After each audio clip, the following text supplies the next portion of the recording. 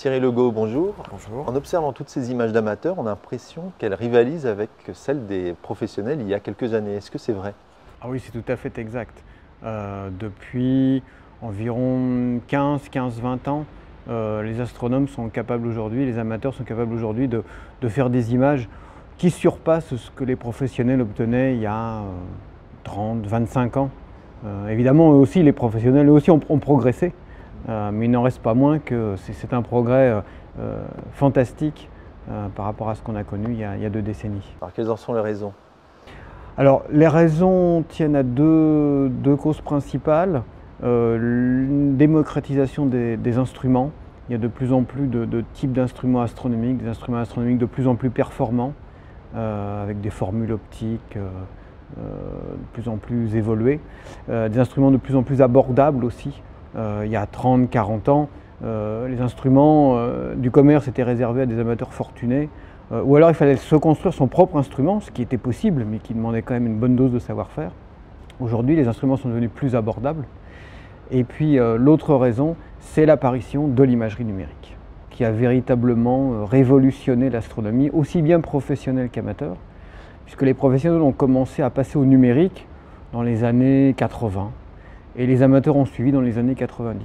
Ce capteur numérique, ça peut être une webcam? Ça peut être une webcam, et c'est une webcam d'ailleurs quand on veut faire des photos de la Lune ou des planètes, hein, Mars, Jupiter, Saturne ou Vénus en particulier.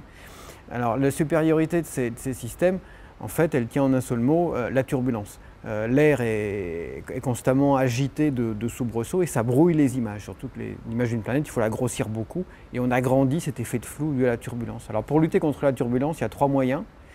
Il y a le moyen radical, sortir de l'atmosphère. Ça, c'est le télescope Hubble. Lui, il est en dehors de l'atmosphère, il fait des images parfaitement nettes. Nous, on n'a pas cette chance. Le deuxième moyen, c'est ce qu'on appelle l'optique adaptative. L'optique adaptative, c'est un moyen utilisé par les professionnels sur des grands télescopes. C'est compliqué, c'est coûteux, c'est pas encore accessible aux amateurs. On espère que ça le deviendra. On n'en est pas certain. La troisième méthode, c'est ce qu'on appelle l'optique adaptative du pauvre. C'est de faire beaucoup d'images et puis, par des logiciels spécialisés, on sait sélectionner automatiquement les 100-200 meilleures images, les combiner pour avoir finalement une photo qui est meilleure avec un petit télescope d'amateur de 200 mm que ce que le télescope de 5 mètres du Mont Palomar obtenait en photo argentique dans les années 70. Est-ce qu'on peut faire de la science quand on est un amateur? Oui, on peut faire de la science plus facilement qu'avant, parce que qui dit photo numérique dit image numérique, et une image numérique, c'est des nombres, évidemment, d'où l'appellation de numérique. Et des nombres, c'est bien pour faire des mesures d'écartement entre 2 astres, par exemple, des mesures de brillance d'un astre, des mesures de position d'un astre. Alors ça, les professionnels l'ont compris tout de suite, dès les années, fin des années 70, début des années 80, ils l'ont compris immédiatement, ils sont tous passés au numérique. Alors les amateurs ont suivi ce pas-là et peuvent faire de la science beaucoup plus facilement qu'avant. Et est-ce que ça peut servir aux professionnels? Oui, ça peut servir aux professionnels. On peut notamment prendre les exemples des recherches d'objets, recherche de comètes par exemple, recherche de supernovas dans des galaxies, qui sont des phénomènes aussi bien les comètes que les supernovas qui arrivent de manière complètement inopinée, on ne sait pas le prévoir. Donc là, plus que les gros moyens techniques des professionnels, les petits moyens, mais beaucoup plus nombreux des amateurs, peuvent faire la différence. En gros, pour trouver des supernovas, il faut faire des photos d'énormément de galaxies, des centaines de galaxies, pour finir par avoir la chance de détecter une supernova. Donc les professionnels, eux, ont des très gros télescopes, mais en nombre très limité. Et donc ils les utilisent à 100% de leur temps, mais malheureusement ils ne peuvent pas faire tout ce qu'ils voudraient faire. Et ces amateurs qui font de la surveillance du ciel peuvent trouver donc de nouveaux astéroïdes, de nouvelles comètes ou des supernovas.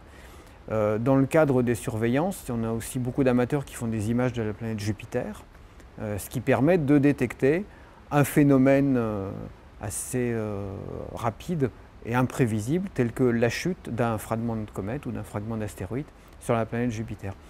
Parallèlement, il y a quand même eu des programmes automatiques lancés notamment par les Américains pour surveiller les astéroïdes qui menaceraient la Terre. Et donc ça réduit peut-être l'intérêt de la surveillance faite par les amateurs? Oui, disons que ça augmente la difficulté, puisque paradoxalement, l'âge d'or de la découverte des astéroïdes était à peu près il y a une dizaine d'années pour les amateurs. on en connaissait 5 à 10 000, et les amateurs, moyennant un peu de savoir-faire et un instrument correct, pouvaient, je dirais, relativement facilement détecter de nouveaux astéroïdes. Aujourd'hui, c'est devenu beaucoup plus difficile parce qu'effectivement, des surveillances automatiques mises en place par des professionnels qui ratissent le ciel. Aujourd'hui, on en est à plus de 50 000 astéroïdes détectés et leur nombre augmente tous les jours, ce qui fait que ça devient de plus en plus difficile pour les amateurs de détecter des astéroïdes. Par contre, sur ces 50 000 astéroïdes, il y en a très peu de l'orbite est bien connue. Donc on les a observés une fois, mais on ne sait pas très bien où ils vont, on ne sait pas très bien quelles sont leurs trajectoires. Et c'est là où les amateurs peuvent prendre le relais, en faisant des images de manière régulière de ces astéroïdes pour déterminer leur trajectoire et donc leur orbite, et savoir un petit peu où ils vont, et puis essayer de déterminer si certains d'entre eux ne risquent pas de venir frapper la Terre dans quelques années ou quelques siècles. Alors là, on peut observer des planètes, le Soleil, la Lune, peut-être des nébuleuses, des galaxies. Est-ce qu'on n'a pas vite fait le tour du ciel finalement, en termes d'imagerie en tout cas? Est-ce qu'on peut encore s'étonner des choses qu'on observe dans le ciel? Oui, je pense, parce que le ciel est extrêmement riche. Il y a énormément d'objets très divers, planètes, nébuleuses, galaxies. Il y a des phénomènes pratiquement tous les mois, des phénomènes intéressants, des conjonctions de planètes, la Lune qui cache une étoile brillante ou une planète, des astéroïdes qui cachent une étoile, des éclipses, toutes sortes de phénomènes qui se produisent et qui font que le ciel n'est absolument pas monotone. Prenons simplement la Lune, tout bêtement, même si elle nous montre toujours la même face, sa phase change d'un jour à l'autre, ce qui fait que les cratères que l'on voit sous un bon éclairage changent complètement d'un jour à l'autre, ce qui fait qu'en fait la Lune, à chaque fois qu'on l'observe, elle est complètement différente. Malgré tout, vous avez essayé d'aller un petit peu plus loin, essayer d'obtenir des images qui n'avaient pas encore été réalisées, ou très peu en tout cas. Oui, après avoir pratiqué la photographie astronomique depuis maintenant presque 20 ans, j'essaye de sortir un petit peu des sentiers battus en faisant par exemple des images de la station spatiale passant devant le Soleil, ce qui est assez amusant à faire. Alors il faut calculer l'endroit d'où ce passage devant le Soleil peut être observé et à quel moment, sachant qu'un passage de la station spatiale devant le Soleil dure entre une demi-seconde et une seconde. Ça veut dire qu'il faut que le timing de la photo soit très très précis. Il faut également être sur une bande de terrain d'environ 1 km de large. Et alors vous avez quelques défis dans les prochains mois? C'est peut-être secret. Dans les prochains mois, je n'ai pas de défi particulier.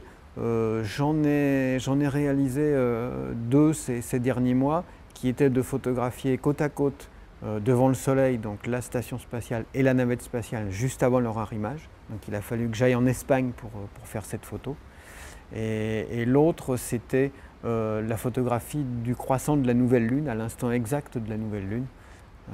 Ce qui n'avait jamais été fait. Et ce qui allait demander là aussi une grosse préparation, parce que photographier un croissant de lune extrêmement fin, très très près du Soleil, il a fallu faire des photos dans l'infrarouge et utiliser une monture particulière qui permettait de pointer la Lune sans pouvoir la voir dans le télescope. Thierry Legault, merci d'être venu nous voir. Merci.